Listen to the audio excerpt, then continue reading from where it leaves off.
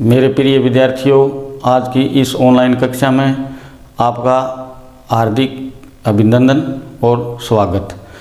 जैसा कि आपको विदित है कि अपने प्रश्नावली आपकी पाठ्य पुस्तक 16 का अध्ययन कर रहे हैं। इसमें जिन जिन आकृतियों का आपने अध्ययन कर लिया उसमें घन, घनाभ, बेलन और गोला, इन आकृतियों का अपने अध्ययन कर चुके हैं। इसमें एक टॉपिक आपका शेष रह गया, वो है शंकु।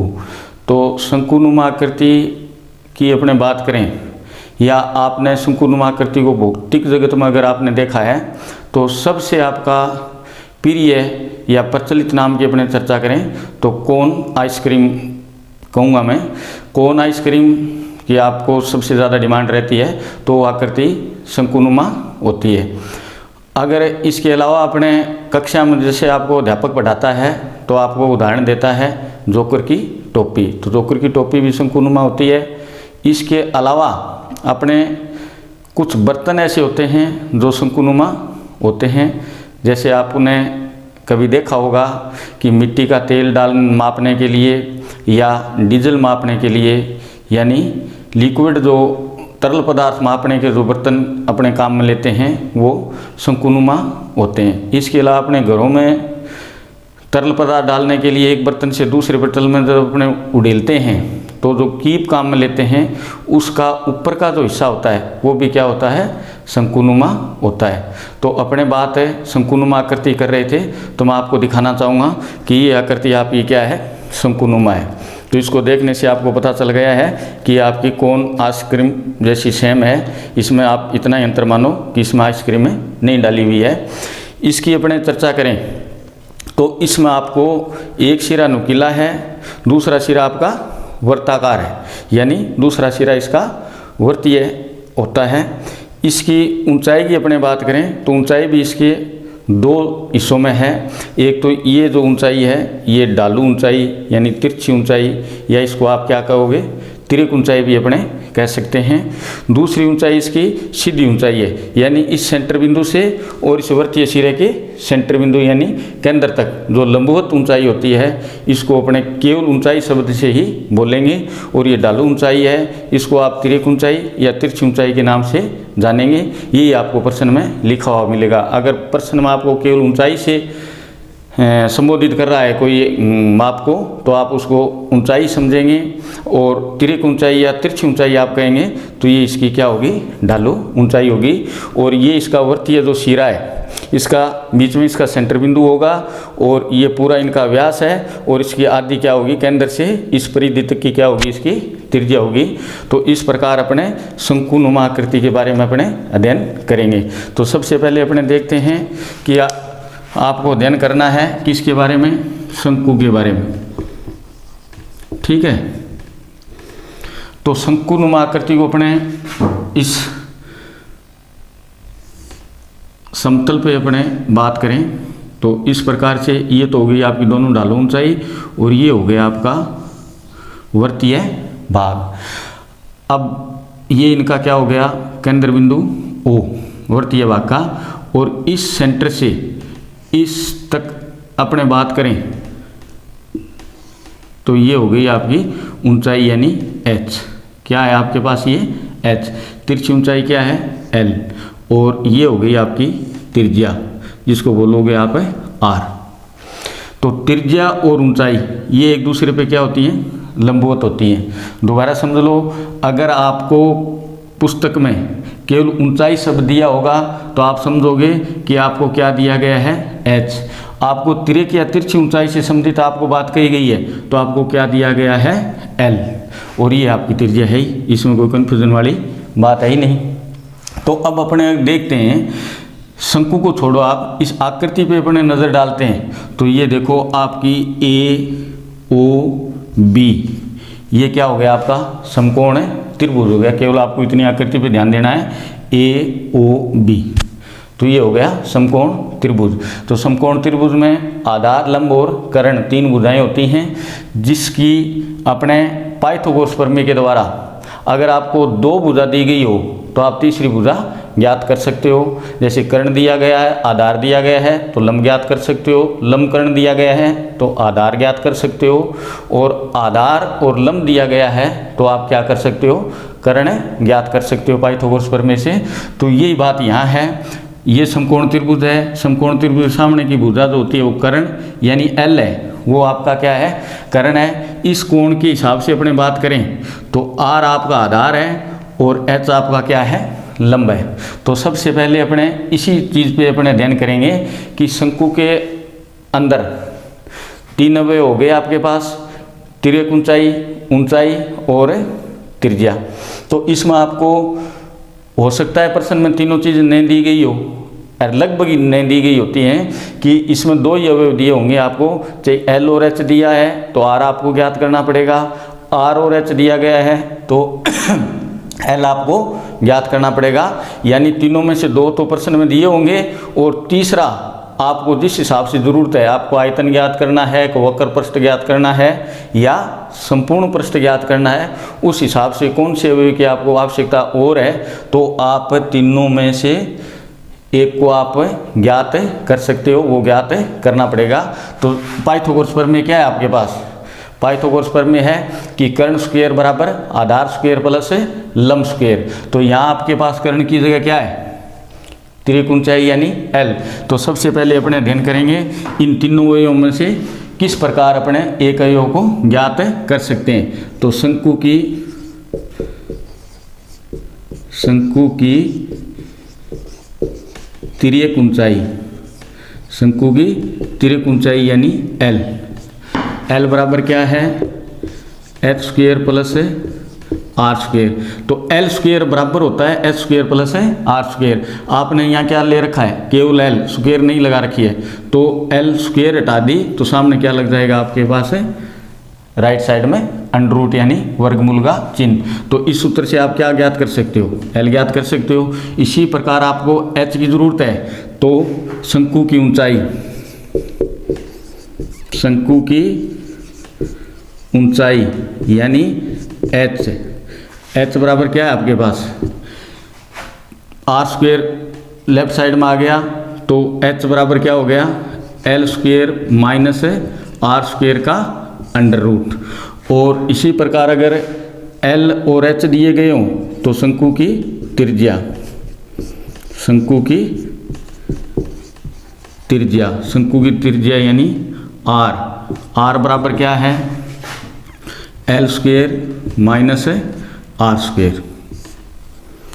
तो इन तीनों सूत्रों से आप L, H और R ज्ञात कर सकते हो। वो मैंने पहले भी बता दिया आपको कि भी तीनों अवयवों में से 2 अवयव आपको दिए होंगे और तीसरा आपको ज्ञात करना होगा। अब इसके बाद अपन बात करेंगे इसके वक्र पृष्ठीय क्षेत्रफल की, संपूर्ण पृष्ठीय क्षेत्रफल, इनके आधार का क्षेत्रफल और इसकी ऊंचाई। जैसे ये शंकु है आपके पास, तो ये जो वक्राकार भाग है इसको बोलेंगे अपने वक्र पृष्ठीय क्षेत्रफल।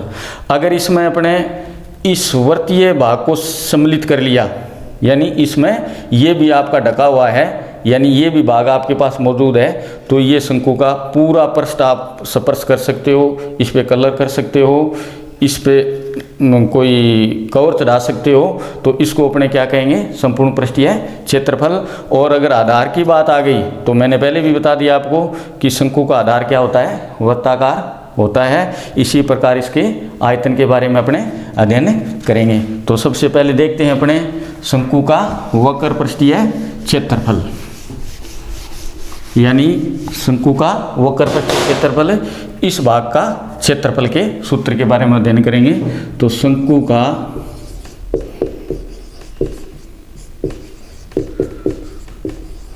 वक्र पृष्ठीय क्षेत्रफल बराबर पाई आर एल। ठीक है। इसके बाद में शंकु के आधार का क्षेत्रफल, शंकु के आधार का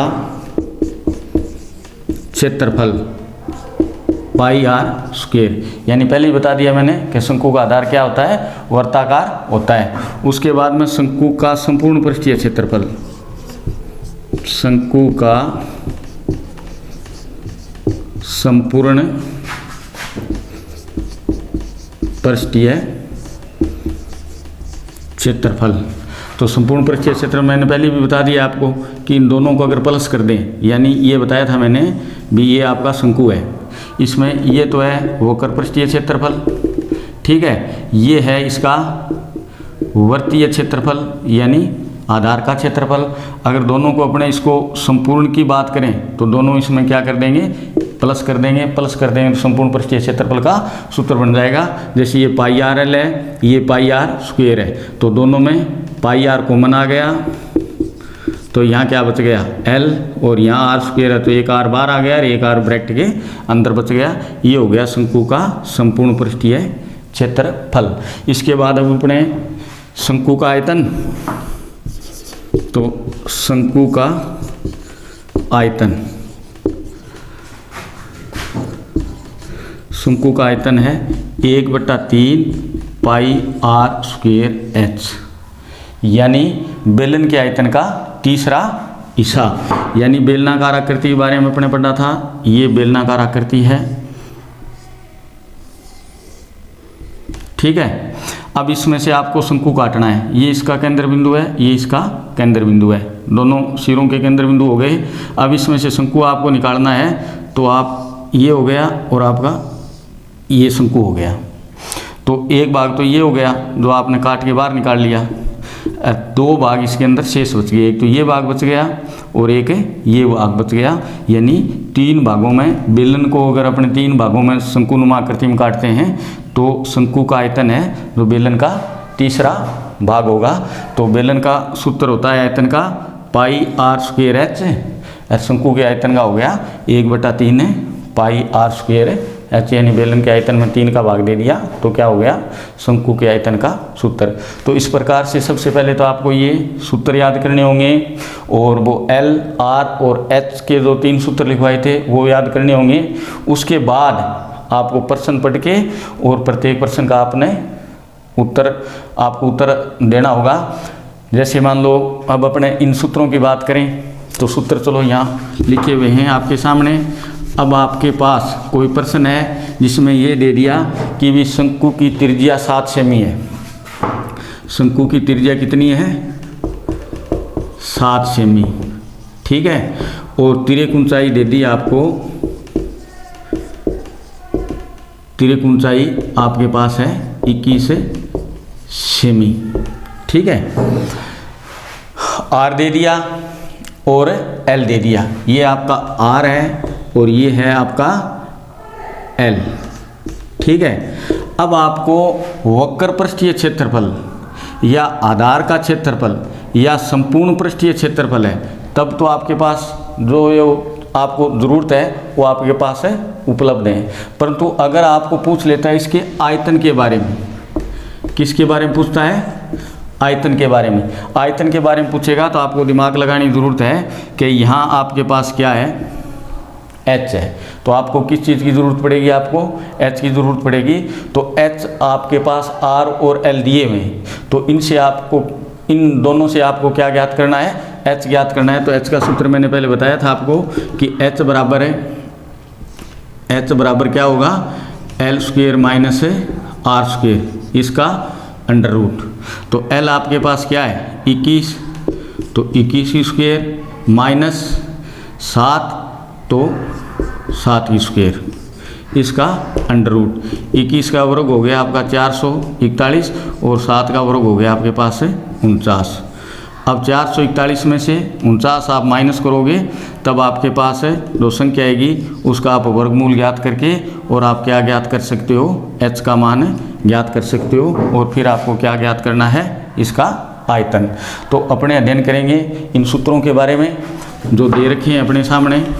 तो सबसे पहले अपने बात करें हैं इसकी वक्र पृष्ठीय क्षेत्रफल की।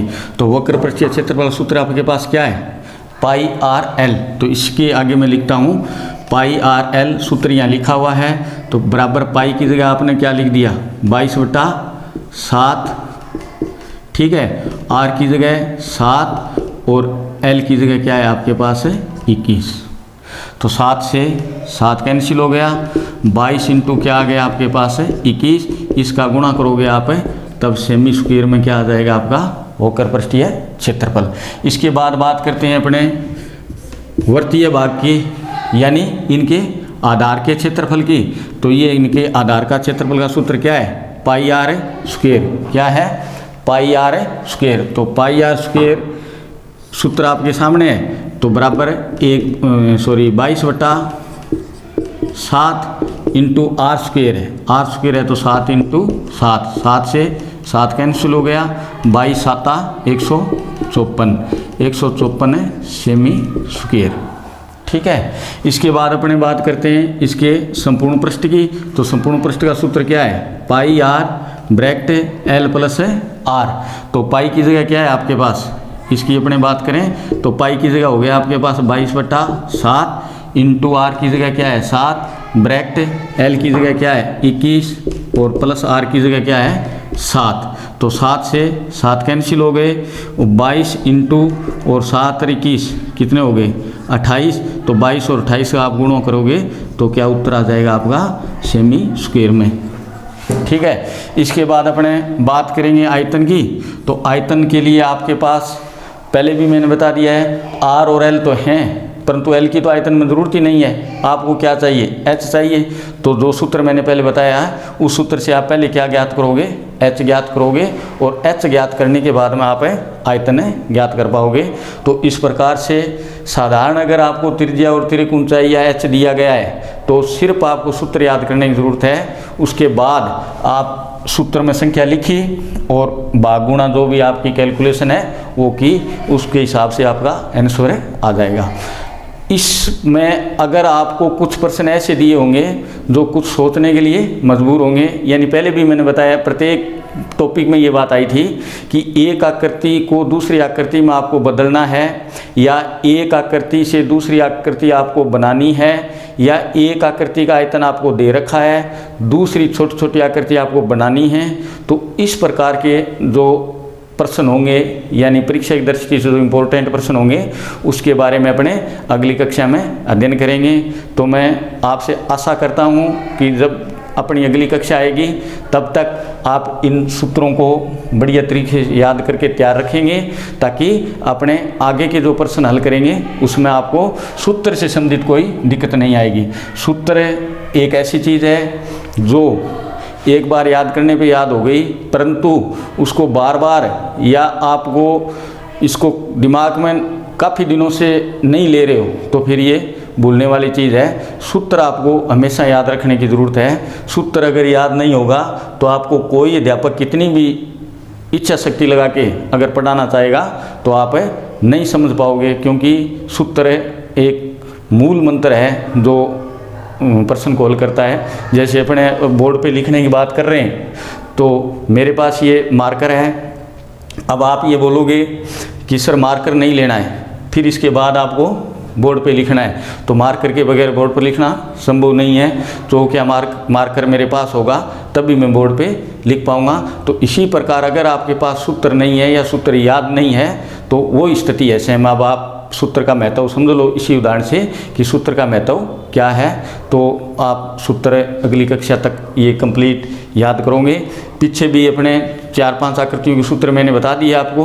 तो ये टोटल सूत्र आप एक रजिस्टर में या चार्ट में इसको संग्रहित करके एक सारणी के रूप में आप व्यवस्थित करके आप जिस रूम में पढ़ते हो या आपका जो पढ़ने का जो स्थान है उस स्थान पे जहाँ आप बैठते हो उसके सामने इसका एक चार्ट बना के रखो, ताकि मिनट 2 मिनट 5 मिनट जैसे भी आपको समय मिलेगा वो सामने नज़र डाल ली और एक बार नज़रों में निकाल लिया, तो आपको बारी बारी ज़्यादा ऊर्जा दे के याद करने की ज़रूरत नहीं रहेगी। आपको दिमाग में सहजता से वो बैठ जाएंगे या याद हो जाएंगे। तो इसी के साथ आज की कक्षा में समाप्त करता हूँ। अगली कक्षा में फिर मिलेंगे इसके संबंधित अन्य प्रश्नों के साथ। धन्यवाद।